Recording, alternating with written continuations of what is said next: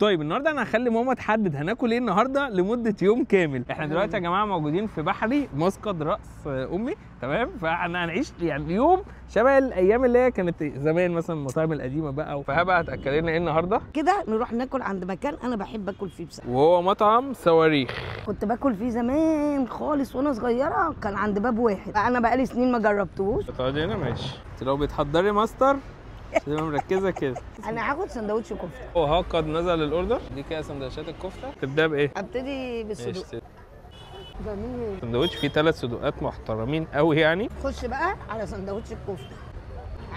انا احلى كفته طبعا سيده الموقف. يبقى وانا نخش بقى اصلا. بصراحه بحب المخ. حلو. سندوتش مخ يعني حلو ومش زفر. خلصنا الغدا، يلا بينا بقى ايه نحلي. فاحنا قدامنا بقى نروح ناكل ايس كريم بقى من عند نظامي ومش عارف ايه وبتاع. لا الاقدم هو مكرم وعزه، هم اساس الجيلاتي في اسكندريه. وده يا جدعان اقدم فرع المكرم موجود في ليه؟ اسكندريه. فبقى تطلبي ايه؟ ليمون. ماشي انا هجيبها مشكل ونجرب بقى. اتمنى ده اول مره اجرب مكرم في حياتي. تعالى يلا بينا.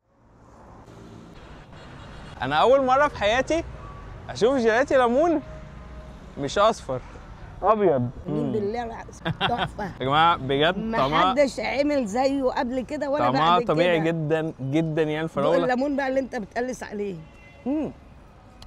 ده ليمون بجد. ليمون بجد.